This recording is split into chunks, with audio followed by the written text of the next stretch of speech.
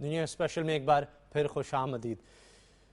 بہت ہی اہم معاملہ ریمنڈ ڈیوس کا، اس لیے کہ اب یہی معاملہ پاکستان اور امریکہ کے تعلقات میں سب سے زیادہ زیر بحث ہمیں نظر آ رہا ہے۔ جس طرح سے پروگرام کے شروع میں نے ذکر کیا کہ ہر سطح پر ہمیں یہی معاملہ زیر بحث نظر آتا ہے، لیکن ایک تازہ خبر یہ بھی ہے کہ امریکہ اب کچھ اعلیٰ جو وکلاء ہیں ان کا ایک پینل تشکیل دینے پر غور کر رہا ہے تاکہ ریمنڈ ڈیوس کا جو کیس ہے وہ عدالت میں بہترین طریقے سے لڑا جا سکے۔ یعنی امریکہ بھی اب جو ہے دوسرے راستوں کی طرف بھی دیکھ رہا ہے۔ بہرحال ایک جو دھمکی آئی امریکی کانگریس کے ارکان کی طرف سے وہ یہ کہ پاکستان کی امداد جو ہے وہ بھی بند کی جا سکتی ہے اگر پاکستان ریمنڈ ڈیوس کو رہا نہیں کرتا۔ پھر کیا ہوگا، اس حوالے سے ہم بات کریں گے۔ ماہر معاشیات اشفاق حسن صاحب میرے ساتھ ٹیلی فون لائن پر موجود ہیں۔ اشفاق حسن صاحب یہ بتائے گا کہ کیا پاکستان کی معیشت جو کہ پہلے ہی اتنے دباؤ کا شکار ہے اور ہم ہر بات میں امریکہ کی امداد چاہتے ہیں، تو اگر امریکہ امداد بند کر دیتا ہے تو پاکستانی معیشت اس دباؤ کو برداشت کر سکے گی؟ میرے خیال میں یہ دھمکی ہے اور اس سے زیادہ کچھ بھی نہیں ہے، کیونکہ پاکستان کی جو اسٹریٹجک اس وقت پوزیشن ہے وہ افورڈ نہیں کر سکتے ہیں اس ایکسٹریم اس میں جانے پہ۔ اب رہا سوال کہ کیا ہم اس کے بغیر زندہ رہ سکتے ہیں؟ بالکل زندہ رہ سکتے ہیں۔ اگر ہم ایک سیلف ریسپیکٹنگ قوم ہے اور ہمارے اندر اگر تھوڑی سی بھی غیرت ہے تو ہم بالکل زندہ رہ سکتے ہیں۔ یہ حقیقت ہے کہ پچھلے 3 سالوں میں ہماری جو ڈیپینڈنس ہے وہ جان بوجھ کر بڑھائی گئی ہے امریکہ پہ، اور IMF وغیرہ پہ ہمیں لے جایا گیا اس راستے پہ، تو یہ حقیقت ہے۔ لیکن اگر ہم تھوڑا سا اپنے آپ کو ٹھیک کر لیں اور جو ہمارے شاہانہ اخراجات وغیرہ ہیں اس سے ہم ٹھیک کر لیں تو کوئی اتنی ڈیفیکلٹ سچویشن نہیں ہوگی۔ پرابلم ضرور آئیں گے پاکستان کو، لیکن ایسا پرابلم نہیں آئے گا کہ ہم شاید زندہ ہی نہ رہیں، ایسی بات نہیں ہے۔ لیکن ڈاکٹر صاحب ہم یہ دیکھتے ہیں اشفاق حسن صاحب کہ احتجاج اتنا زیادہ ہوتا ہے، لوڈ شیڈنگ ہو تو سڑکوں پر توڑ پھوڑ ہمیں نظر آتی ہے، ہر بات پر احتجاج ہوتا نظر آتا ہے، لوگوں کا صبر کا پیمانہ لبریز نظر آتا ہے۔ امریکی امداد کے بغیر آپ نہیں سمجھتے توانائی کا بحران شدید ہو جائے گا، مہنگائی مزید بڑھ جائے گی، بے روزگاری میں اضافہ ہو سکتا ہے، تو پھر لوگوں میں اتنی برداشت آپ دیکھ رہے ہیں؟ امریکی امداد کا انرجی سے تو کوئی تعلق نہیں ہے۔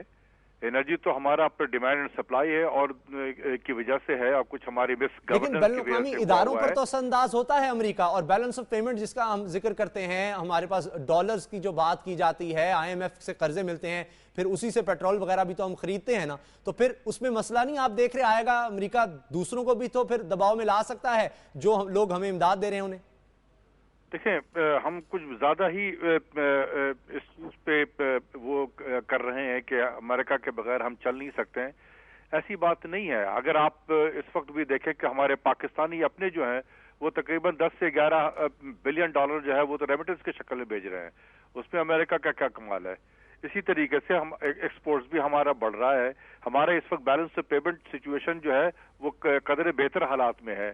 ہمارے جو معاشی مسائل ہیں وہ ریونیو اور ایکسپینڈیچر کا گیپ ہے، وہ بجٹ کا خسارہ ہے، تو اگر ہم اپنے بیلٹ کو ٹائٹ کر لیں تو اتنا زیادہ مصیبت نہیں ہو سکتا جتنا کہ ہم تصور کر رہے ہیں اپنے اندر میں۔ ٹھیک ہے، ہم اس کے بغیر بھی زندہ رہ سکتے ہیں، ٹھیک ہے، یہ حالات میں نہیں زندہ رہیں گے لیکن پھر بھی زندہ رہیں گے ہم۔ اچھا، مشکل ہوگی لیکن بہت زیادہ گھبرانے کی بات نہیں ہوگی۔ زید صاحب بالکل یہی میں کہہ رہا ہوں۔ آپ بھی اس سے متفق ہیں جو اشفاق حسن صاحب بات کر رہے ہیں کہ ہمیں امریکی امداد کے بغیر بھی ہم زندہ رہ سکتے ہیں اور بہت زیادہ انحصار ہمارا اس پر نہیں ہے؟ ڈاکٹر صاحب نے جو بات کہی ہم 100% اس سے متفق ہیں۔ ایک بات ذہن میں رکھیے گا کہ پاکستان کا المیہ یہ ہے کہ ہمارا ریونیو پرابلم نہیں ہے، ہمارا ہیمریج پرابلم ہے، کرپشن پرابلم ہے۔ پاکستان میں صرف 2010 میں ہم نے تقریباً 800 سے 1000 ارب روپے تک کی کرپشن ہوئی ہے پاکستان میں، جس کی وجہ سے آپ کا ریونیو ضائع ہوتا ہے اور آپ قرض مانگنے پہ مجبور ہوتے ہیں۔ آپ کے ہاں کرپشن کو نہیں روکا جاتا ہے۔ بالکل ڈاکٹر صاحب کی بات سے ہم 100% متفق ہیں کہ کوئی امریکہ کے بغیر ہم مر نہیں جائیں گے۔ ہمارے پاس اللہ کے فضل سے اپنے وسائل ہیں، اپنے ریسورسز ہیں، ہمارے پاس اپنے الائز ہیں ہمارے ریجن میں۔ ایگریسو ڈپلومیسی اور اکنامک ایگریمنٹس کے ذریعے پاکستان میں انویسٹمنٹس لائی جا سکتی ہیں۔ پاکستان کے اندر بذات خود صرف ریکوٹیک کی ایک گولڈ مائن جس کو سپریم کورٹ نے بھی فروخت کرنے سے روکا ہے، اس میں 500 ارب ڈالر سے زیادہ کا سونا سرفیس پہ رکھا ہوا ہے، اس کے پارٹنرشپ ایگریمنٹس کیے جا سکتے ہیں۔ ہمیں کوئی پرابلم نہیں ہے اللہ کے فضل سے انویسٹمنٹس لینے کی یا پیسے لانے کی. یعنی ہم اپنے جو مادی وسائل ہیں اس پر انحصار کریں تو پھر ہمیں یعنی خود انحصاری ہو تو پھر خود مختاری سامنے آتی ہے. اس لیے جو اکانومی ہے اس کا بھی ایک بہت اہم حصہ ہے ہماری خود مختاری میں. اشفاق حسن صاحب، جس طرح سے معدنی وسائل کی بات ہوتی ہے، بلوچستان، سندھ، تو پھر اس طرف ہم کیوں نہیں جاتے تاکہ ہم سفارتی سطح پر زیادہ مضبوط ہو کر واضح طور پر جو ہے امریکہ یا دوسرے جو اقوام ہیں ان کو جواب دے سکیں جب اس طرح سے ہم پر دباؤ آتا ہے؟ دیکھیں، یہی معیشت تھی نا پاکستان کی جو سن 2004 دسمبر میں ہم آئی ایم ایف سے نکل آئے تھے، اور ہم پاکستان گزشتہ 20 سال سے آئی ایم ایف کے چنگل میں پھنسا ہوا تھا، لیکن وہاں سے آخر نکلا تو تھا. ہم نے صرف اپنے گھر ایک فائنینشیل ڈسپلن قائم کرنے کی کوشش کی تھی اور ہم نکل آئے تھے آئی ایم ایف سے. آج بھی ہم اپنے ملک میں فائنینشیل ڈسپلن کو قائم کر لیں، یہ لوٹ مار کا جو بازار گرم ہے اس کو ہم ٹھیک کر لیں تو کوئی یہ نہیں ہے کہ ہم دوبارہ آئی ایم ایف سے نہ نکل سکیں. آخر جو 90 کے دہائی میں جس کو ہم لاسٹ ڈیکیڈ فار پاکستان کہتے ہیں بہت سارے اکانومسٹ، اس لاسٹ ڈیکیڈ سے نکل کر ہم دسمبر 2004 میں آئی ایم ایف سے نکل آئے تھے. ٹھیک ہے، یہ تو 4 سال کے بعد دوبارہ ہم پہنچا دیے گئے وہاں پر. اچھا، تو چلے بہت بہت شکریہ اشفاق حسن صاحب آپ کے خیالات کا، آپ کے تجزیے کا. یعنی اشفاق حسن صاحب کا بھی یہی کہنا ہے کہ امریکی امداد کے بغیر بھی پاکستان چل سکتا ہے. بہرحال حکومت جو ہے وہ تو دباؤ میں نظر آتی ہے ہمیں.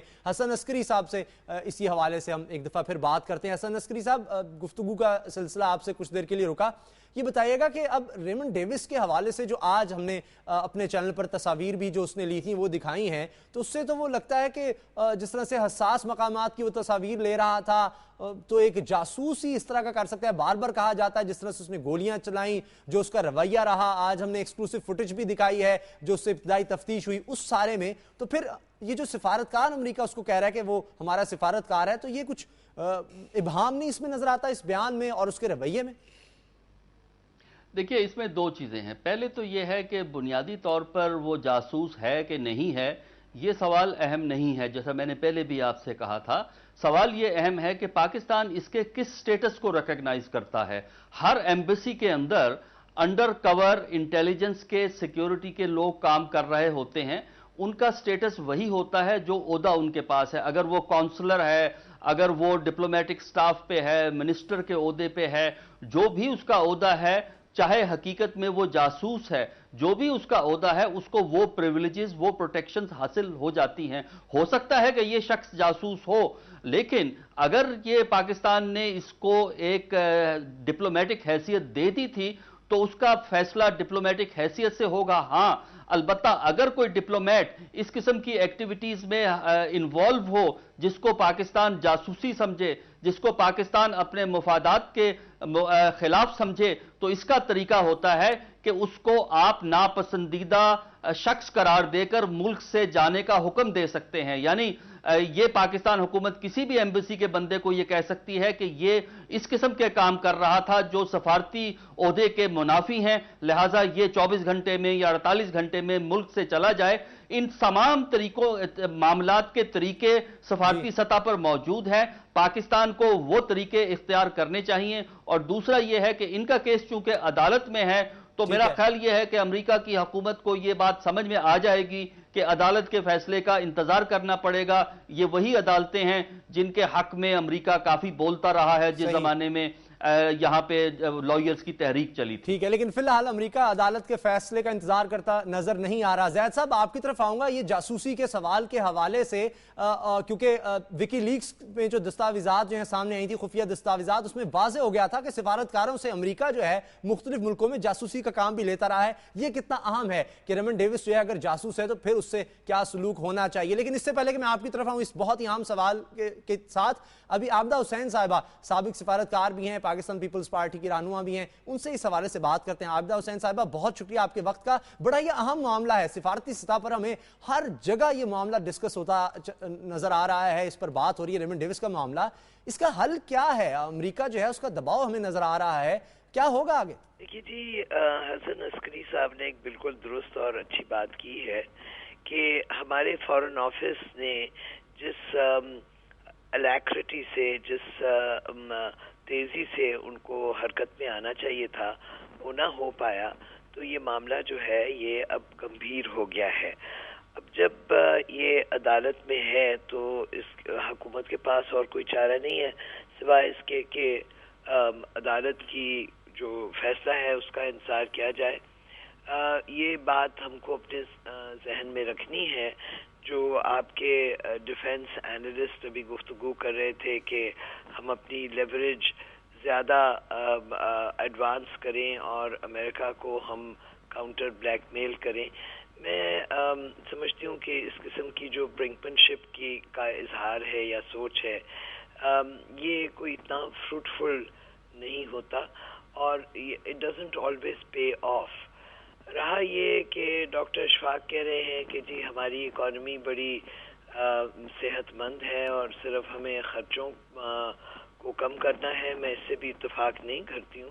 میں سمجھتی ہوں کہ ہماری جو ریسورس بیس ہے ہماری آبادی کے حساب کتاب کو سامنے رکھتے ہوئے وہ بہت لمیٹڈ ہے. اور میں سمجھتی ہوں کہ ہماری جو capacity to increase our wealth ہے وہ ڈپینڈ کرتی ہے on our capacity to earn and work. اور ہمارے یہاں ایسا حالات مجھے نہیں دکھتے ہیں. اب حافظ صاحب معذرت کے ساتھ اس حوالے سے گفتگو کا سلسلہ جاری رکھیں گے. آپ کو معیشت جو ہے انتہائی دباؤ میں نظر آ رہی ہے اور سفارتی سطح پر پاکستان بھی بہت دباؤ میں ہمیں نظر آتا ہے امریکہ اور پاکستان کے تعلقات کی اگر ہم بات کریں تو. لیکن دنیا نیوز میں اور دنیا اسپیشل جو پروگرام ہے اس میں یہاں وقت ہے بریک کا. بریک کے بعد واپس آئیں گے اور گفتگو کے سلسلے کو آگے بڑھائیں گے.